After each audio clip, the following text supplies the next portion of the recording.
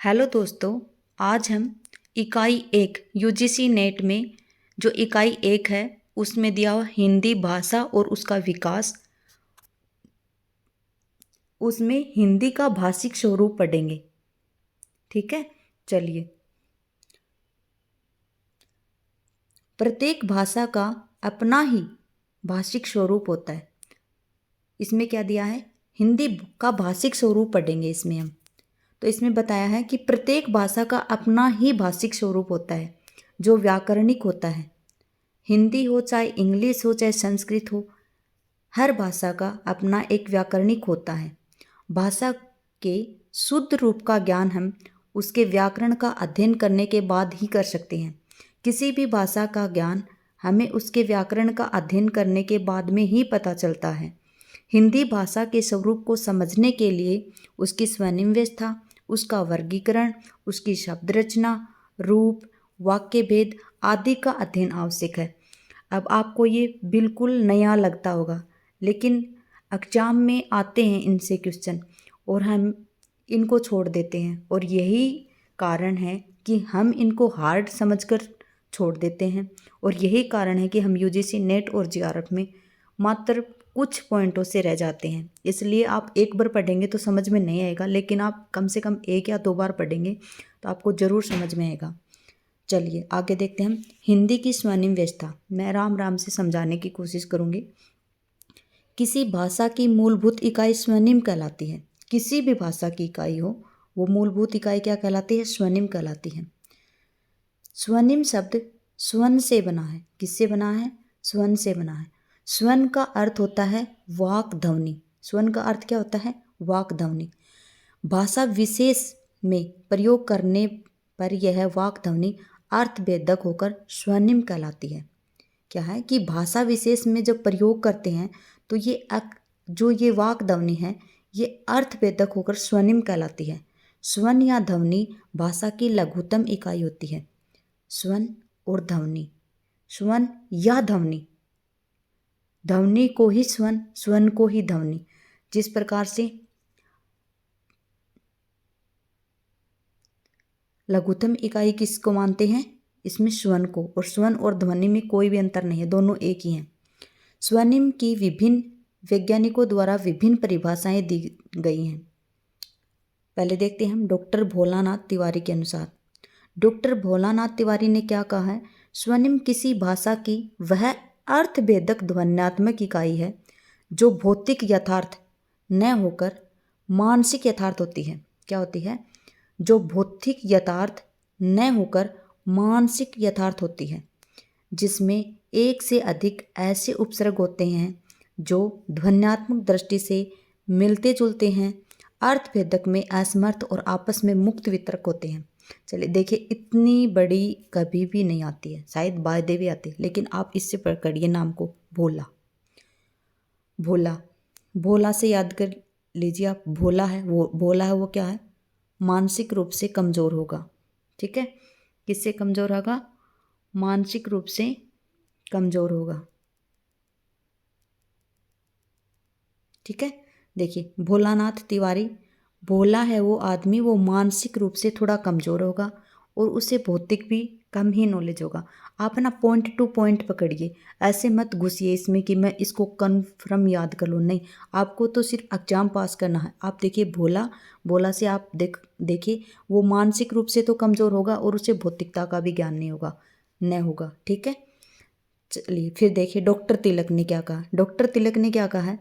भाषा विशेष के उच्चरित पक्ष के विषम स्वनिक अर्थभेदक तत्व की इकाई स्वनिम है। देखिए तिलक, तिलक को पकड़ लीजिए और उच्चरित को पकड़ लीजिए। तिलक लगाते हम माथे पर, ध्यान दीजिए यहाँ ये आपका माथा है ना, सिर है, और तिलक को ऐसे करके हम ऐसे ले जाते हैं, ऊपर की तरफ ले जाते हैं ना, ऐसे ऐसे ले जाते हैं। ये तिलक निकाल दिया हमने। तो तिलक और भाषा विशेष से उच्चरित पक्ष की विषम स्वनिक अर्थभेदक तत्व की इकाई स्वनिम है। छोटे छोटे इसमें पकड़ लीजिए आप, है ना। फिर देखिए डेनियर जोन्स के अनुसार क्या है कि स्वनिम मिलती जुलती ध्वनि, ध्वनियों का परिवार है। जो डे नियर जोन्स है ना, वो मिलती जुलती ध्वनि। अब day near, day, DAY day, near मतलब NEAR नियर। ये देखिए, डे मतलब दिन, नियर मतलब नज़दीक, हो गया। को रिलेटेड करिए आप, देखिए तो डे आर मतलब दिन और नियर मतलब हर दिन आपके जो साथ रहता है वो आपसे मिलता जुलता रहेगा ना, रहेगा या नहीं रहेगा। देखिए इसको पकड़िए आप, डे नियर जो आपके हर दिन पास में रहेगा वो आपसे मिलता जुलता रहेगा, और वो आपका परिवार का सदस्य ही होगा जो आपसे डेली मिलता जुलता होगा। ठीक है, अगर थोड़ा बुरा लग रहा हो तो भाई मैं क्या कर सकती हूँ अब इसमें। फिर देखिए ब्रागर और ट्रेगन, इन्होंने क्या कहा, ब्रागर और ट्रेगन ने, ध्वनि सामान्य ध्वनियों का समूह है। क्या बोला है, जो स्वनिम होता है ना, स्वनिम या ध्वनि, अभी बताया था ना हमने कि स्वन या ध्वनि एक ही है। तो स्वनिम, स्वन या ध्वनि सामान्य ध्वनियों का समूह है। ध्वनि क्या है, ध्वनि सामान्य ध्वनियों का समूह है जो किसी भाषा विशेष को उसी प्रकार के अन्य समूह से व्यतिरेकी भिन्न है। क्या है कि जो किसी जो अलग से जो भाषा है ना उससे भिन्न है वो। ये किसने कहा है, ब्रागर और ट्रेगर ने कहा है। किसने कहा है, ब्रागर और ट्रेगर ने कहा है। किसे, ठीक है, इसकी ट्रिक तो मेरे से नहीं हो रही।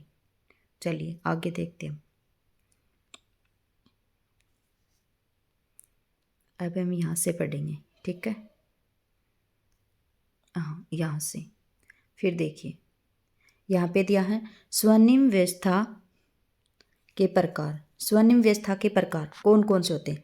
स्वनिम व्यवस्था के दो प्रकार होते हैं, एक तो खंडे ध्वनियाँ और एक खंडेतर ध्वनियाँ। इन ध्वनियों का संक्षिप्त वर्णन आगे दिया हुआ है। ठीक है, इन ध्वनियों का क्या दिया हुआ है, संक्षिप्त वर्णन आगे दिया हुआ है। अब हम देखेंगे खंडे ध्वनियाँ। कौन सी ध्वनियाँ, खंडे ध्वनियाँ। खंडे ध्वनियाँ देखिए, खंडे ध्वनियाँ दो प्रकार की होती हैं। कितने प्रकार की होती हैं खंडे ध्वनियाँ, दो प्रकार की होती हैं। कौन कौन सी, एक तो स्वर होती है और एक व्यंजन होती है। ठीक है, कितने प्रकार की होती है, एक तो स्वर होती है और एक व्यंजन होती है। सॉरी, चलिए, जिनका उच्चारण बिना किसी सहायता के हो उन्हें स्वर कहते हैं। हिंदी में स्वर 11 होते हैं, जैसे ए, आ, ई, उ, री, ए, आई, ओ, औ। ठीक है, व्यंजन स्वरों की सहायता से बोले जाते हैं। मुख्य रूप से हिंदी में व्यंजन 33 होते हैं। कितने होते हैं, 33 होते हैं।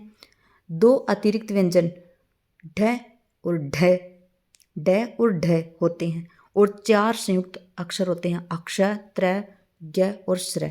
देखिए क वर्ग में होते हैं क, ख, ग, घ, ड़। च वर्ग में होते हैं च, छ, ज, झ, य। फिर ट वर्ग में होते हैं ट, ठ, ड, ढ, ण। फिर त वर्ग में होते हैं त, थ, द, ध, न। फिर प वर्ग में होते हैं प, फ, ब, भ, म। और 4 अंतस्थ य, र, ल, व। मैं समझाऊंगी अभी इनको ना। फिर उसमें व्यंजन ये स, सॉरी स है। देखिए खंडे ध्वनियों में क्या होता है, खंडे ध्वनियाँ वो होती हैं, खंडे ध्वनियाँ कौन कौन सी होती हैं, स्वर होती हैं और व्यंजन होती हैं। खंडे ध्वनियाँ कौन सी होती हैं, स्वर और व्यंजन। ठीक है, जिस प्रकार से हम पढ़ते हैं ना, वर्ण कितने प्रकार के होते हैं, वर्ण, स्वर और व्यंजन। स्वर होते हैं और व्यंजन होते हैं, तो वर्ण और खंडे आप एक ही लगा लीजिए, इतने तो आप समझदार हैं ही। खंडे और वर्ण, वर्ण कितने प्रकार के होते हैं, वर्ण 2 प्रकार के होते हैं, स्वर होते हैं और व्यंजन होते हैं। वर्ण कितने प्रकार के होते हैं, 2 प्रकार के होते हैं, स्वर और व्यंजन। उसी प्रकार से जो खंडे है ना, खंडे भी 2 प्रकार का होता है। स्वर कितने होते हैं हमारे, स्वर होते हैं हमारे 11 और व्यंजन होते हैं हमारे 33। कितने होते हैं, 33। इनमें से देखिए, ये देखिए, ये 5, 10, 15, 20, 25 और फिर 4, 29 और ये 29 और 4 33। ठीक है, ये 33 हो गए।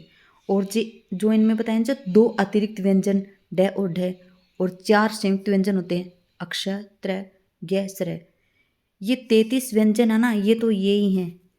ठीक है, फिर ये अलग से आपसे पूछेंगे कि जो 2 अतिरिक्त व्यंजन हैं वो ड और ढ। फिर ये 4 संयुक्त व्यंजन है अक्ष, त्र, ज्ञ और स्र। ये तो हो गए आपके खंडे। खंडे मतलब ये सोच लीजिए आप वर्ण। ठीक है, वर्ण कितने प्रकार के थे। ये ध्वनियाँ हैं, स्वर्णिम व्यवस्था मतलब स्वर्ण बताया अभी, ध्वनि और ध्वनि से आगे क्या बनेंगे फिर वर्ण। देखिए इकाई सबसे छोटी होती है ध्वनि, फिर वर्ण, फिर शब्द, फिर पद, फिर वाक्य होता है। सॉरी, हाँ इस प्रकार से होता है। तो आगे देखिए ये आपके वर्ण हो गए, फिर ये ध्वनियाँ हो गई खंडे। फिर उसके बाद में देखिए ये खंडेतर ध्वनियाँ। खंडेतर ध्वनियाँ कौन सी होती हैं, देखिए ध्वनियों के साथ कुछ ऐसे तत्व होते हैं जिन्हें ध्वनियों से अलग नहीं किया जा सकता, परंतु ये स्वयं ध्वनि नहीं होते हैं। इन्हें खंडेतर ध्वनि या ध्वनि गुण कहा जाता है।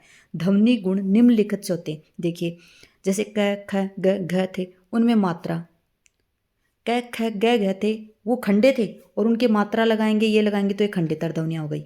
ठीक है, क्या हो गई, खंडेतर ध्वनियाँ हो गई। समझ में आ रहा है ना आपको। जैसे क ख ग घ ड वो वर्ण थे, वो खंडे थे, और वर्ण के आगे पीछे या फिर मात्रा वगैरह लगाएंगे तो वो क्या हो गई, खंडेतर हो गए। तो खंडेतर कौन कौन से होते देखिए, देखिए आप, एक तो था मात्रा।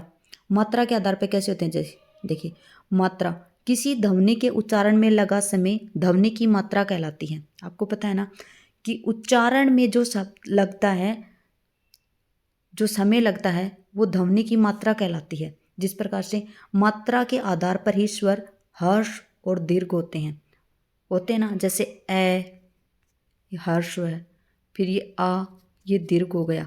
इस प्रकार से मात्राओं के अर्थभेदक होने पर ध्वनि स्वनिमिक होती है। स्वरों के आधार पर स्वरों की मात्रा भेद के उदाहरण हैं। जैसे देखिए बल ये हर्ष है, ये बाल, फिर दिन, फिर दीन, फिर कुल, फिर कूल, जन, जान। ठीक है, हिंदी की व्यंजन ध्वनियों में भी काल मात्रा होती है। हिंदी की व्यंजन ध्वनियों में भी क्या होती है, काल मात्रा होती है। परंतु व्यंजन के द्वित रूप में मात्रा का प्रयोग किया जाता है। जैसे सत्ता का सत्ता, पका का पक्का, अम्मा का अम्मा आदि। इस प्रकार से ये क्या है, ये मात्रा के आधार के ऊपर है। और मैंने अभी बताया आपको वर्ण और वर्णों के ऊपर जो मात्रा लगेंगे ना, वर्ण तो क्या हो गए आपके खंडे, और वर्णों के ऊपर जो मात्रा लगेंगी या फिर बलाघात लगेगा या फिर सुर लगेगा या स्वर होगा, ये क्या हो गए आपके खंडेतर। फिर बलाघात देखिए, बलाघात पर देखिए जब किसी ध्वनि पर उच्चारण करते समय विशेष रूप से बल दिया जाए उसे बलाघात कहते हैं। विशेष रूप से बल दिया जाए वो क्या कहलाता है, बलाघात कहलाता है। डॉक्टर बाबू सक्सेना जी क्या कहते हैं कि किसी विशेष ध्वनि पर वाक्य अथवा पद की अन्य ध्वनियों की अपेक्षा उच्चारण में अधिक प्राण शक्ति लगाना वो क्या कहलाता है, बलाघात कहलाता है। क्या कहलाता है, बलाघात कहलाता है। ठीक है, फिर आता हमारा सुर। सुर ध्वनि को उत्पन्न करने वाली कंपन आवृत्ति सुर का प्रमुख कारण होती है। क्या होती है, सुर का प्रमुख कारण क्या होती है, ये जो कंपन आवृत्ति है, इसके आधार पर ही इसे उच्च या निम्न किया जा सकता है। सुर के 3 भेद होते हैं, उच्च, निम्न और सम। उच्च में सुर ऊपर जाता है, निम्न में ऊपर से नीचे आता है, और सम में बराबर होता है। ये देखिए वर्ण तो जैसे बोल दिया हमने क ख ग घ ड, फिर देखिए उसमें क में आ की मात्रा लगाई, का बन गया, तो वो क्या हो गया, मात्रा हो गई उसमें, वो उसकी खंडेतर ध्वनि हो गई, उसकी मात्रा बढ़ी। फिर बलाघात जैसे किसी बात के ऊपर हमने जोर लगाया, किसी वस्तु के ऊपर, जैसे मैंने बोला आकाश, आकाश, ये मैंने धीरे से बोला, और उसी को अगर हम जोर लगाते जैसे आकाश, तो वो बलाघात हो गया। फिर देखिए सुर, मैंने बोला राम, फिर मैंने बोला सुर को मैं ऊपर लेके गई जैसे राम, फिर बोला मैंने मीडियम में राम, इस प्रकार से। फिर देखिए ये सुर हो गया। फिर अनुनासिकता भी होती है इसमें। क्या होती है, अनुनासिकता। अनुनासिक में क्या होता है कि स्वर के गुण के रूप में जाना जाता है। अनुनासिक को स्वर का जो गुण होता है ना, उस गुण के रूप में जाना जाता है। यह अर्थभेदक इकाई है। जैसे ये मांग, ये मांग, फिर सांस, सांस, संवार, संवार आदि। ठीक है, अलग अलग नाम देखिए, ये अनुनासिक के आधार के ऊपर ही है। जैसे ये मांग और एक ये मांग अलग अलग है। किस प्रकार से देखिए, ये मांग जैसे हम शादीशुदा औरतें मांग भरती हैं, और ये मांग किसी वस्तु की मांग हो गई हमारी। फिर ये सांस और ये सांस, ये सांस तो वो हो गई जो हमारे पति की माताजी हो गई, और ये सांस जो हम सांस लेते हैं वो हो गई। फिर ये संवार, ये संवार एक तरह का श्रृंगार हो गया, और ये संवार जो जेंट्स करते हैं वो संवार। ठीक है, इस प्रकार से। फिर देखिए संगम या संहिता। संगम या संहिता कैसे हो गई, जैसे किन्हीं दो भाषिक इकाइयों के बीच कुछ समय के लिए रुकने पर उस अनुच्चरित समय का सीमांकन संगम या संहिता कहलाता है। जैसे खा या, फिर हमने इसको बना दिया खाया, फिर बन आया, इसको बना दिया हमने बनाया। यदि यदि उपयुक्त संगम या संहिता न हो तो अभी अर्थ से परे अर्थ मिलने की संभावनाएं बढ़ जाती हैं। ठीक है,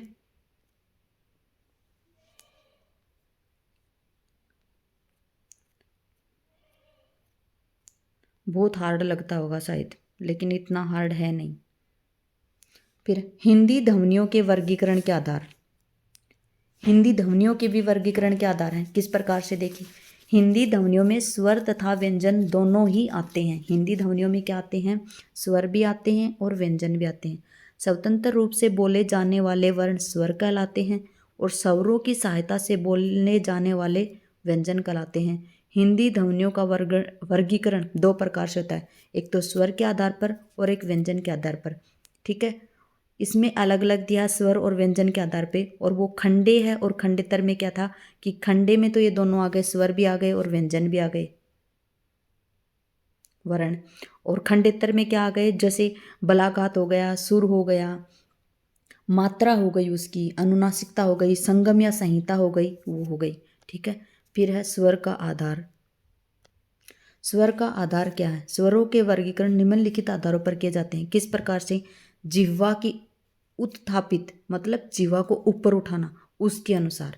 देखिए जिह्वा को कैसे उठाते हैं, जिह्वा के उत्थापित भाग के अनुसार स्वरों के तीन भेद होते हैं। कौन कौन से, अग्र स्वर, मध्य स्वर और पश्च स्वर। अग्र स्वर कौन कौन से होते हैं, जैसे जिह्वा के अग्र भाग को उठाकर जिन स्वरों का उच्चारण किया जाता है वो अग्र भाग कराते हैं, जैसे ई, ए। ठीक है, कौन कौन से, ई, ए। ठीक है, फिर है मध्य स्वर। मध्य स्वर में सिर्फ एक आएगा, ए। क्या आएगा, ए। जिन स्वरों के उच्चारण में जिह्वा का मध्य भाग कार्य करता है वो मध्य स्वर कहलाता है, जैसे ए। ठीक है, फिर पश्च स्वर। पश्च स्वर में जिह्वा के पश्च पीछे भाग को उठाकर जिन स्वरों का उच्चारण किया जाता है वे पश्च, ऊ, ओ, आ। देखिए जीभ जहाँ से हमारे कंठ से शुरू हो रही है ना, वहाँ से बोल के देखिए आप खुद बोलने की कोशिश कीजिए। जैसे बोले ऊ, ओ, आ, ये हमारे कंठ से आवाज़ आ रही है। कहाँ से, जो हमारे जीभ का जो पश्चिम भाग है ना वो, उससे। और अग्र भाग में क्या है, बोल के देखिए, ई, ए। ये हमारे जीभ के अग्र भाग से, जो हमारे जीभ दांतों के पास या तालू के पास होते हैं ना, यहाँ से आवाज़ आती है, होठ के पास से। ई, ए। ये जीभ है ना, कहीं पर भी नहीं जाके टच हो रही है, और ये ऐसे ही बोल रही है, जैसे ए बीच में से आवाज़ आ रही है। ठीक है, बहुत ही ईजी है समझने में, पढ़ कर बोलते रहिए और समझ में आएगा बहुत अच्छे से। फिर है जीवा की ऊंचाई के अनुसार। क्या है, जीवा की ऊंचाई के अनुसार निश्वास वायु जब मुख विवर से बाहर निकलती है तो उसमें अवरोध नहीं होता है, किंतु जीवा को ऊपर उठाकर निश्वास के निर्गम मार्ग को कुछ संकीर्ण अवश्य कर देता। संकीर्ण मतलब यह संकीर्णता कहीं अपेक्षाकृत कम तो कहीं अधिक होती है। संकीर्ण मतलब क्या होता है, किसी चीज़ का क्या बोलते हैं उसको, संकीर्णता कहीं अपेक्षाकृत कम तो कहीं अधिक होती है। इस दृष्टि से मुख विवर की स्थिति 4 प्रकार की होती है। उसी के अनुसार स्वरों के 4 भेद होते हैं। पहला है संवृत स्वर। जिन स्वरों के उच्चारण में मुख द्वार लगभग बंद रहता है संवृत स्वर कहलाते हैं, जिस प्रकार से ई उ। फिर है अर्ध संवृत स्वर। जब मुख विवर के ऊपरी भाग व जिह्वा के मध्य भाग की दूरी और भी कम हो जाती है किंतु संवृत से अधिक होती है, तब ये अर्ध संवृत स्वर कहलाते हैं। ए तथा ओ अर्ध संवृत स्वर हैं। फिर है विवृत स्वर। विवृत अर्थात बिना वृत्त में खुला हुआ होना, अविवृत स्वर होता है। कौन सा होता है, आ है ना, आ, वो विवृत स्वर होता है, मात्र अकेला आई। और अर्ध विवृत होता है ए और ओ। फिर है अर्ध विवृत स्वर। अर्ध विवृत स्वर जब जिह्वा और स्वर सीमा के बीच अर्ध संवृत की अपेक्षा अधिक किंतु संवृत की अपेक्षा कम स्थान खाली रहता है, तब ये अर्ध विवृत कहलाते, जैसे ए, औ, ए, आ आदि अर्ध विवृत स्वर कहलाते हैं। फिर है ओष्ठों की स्थिति के आधार पर। ओष्ठों की स्थिति के आधार पर उच्चारण में ओष्ठों का विशेष महत्व है। निश्वास या नियमन जिह्वा करती है और बाहर ओष्ठ करते हैं। इसी कारण स्वर के उच्चारण में जिह्वा के साथ ओष्ठ का भी योगदान होता है। ओष्ठों की स्थिति के आधार पर प्रमुख प्रकार से होते हैं। एक तो होता है अवृतमुखी। अवृतमुखी जिन स्वरों में होठ वृत्तमुखी या गोलाकार नहीं होते हैं, जैसे बोल के देखिए ए, आ, ई, ए, आई। फिर होता है वृत्तमुखी। वृत्तमुखी होते हैं जिन स्वरों के उच्चारण में होठ वृत्तमुखी या गोलाकार हो, जैसे बोलिए उ, ओ, औ, आ।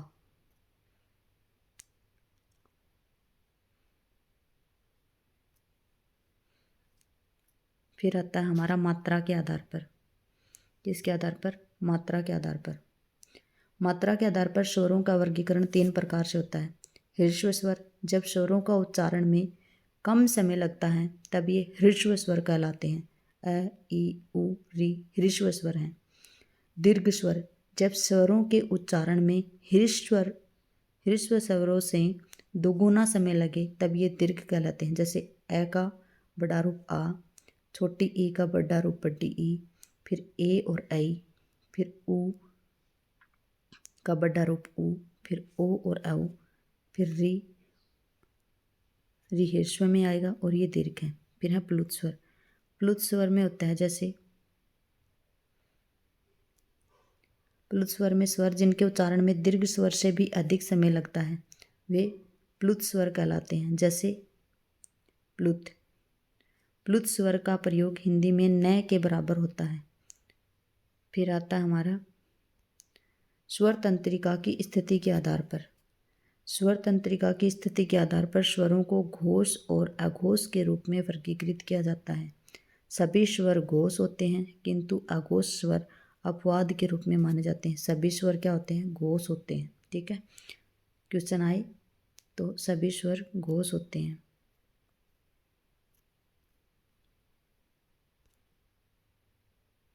बस बहुत टाइम हो गया, अब कल देखेंगे।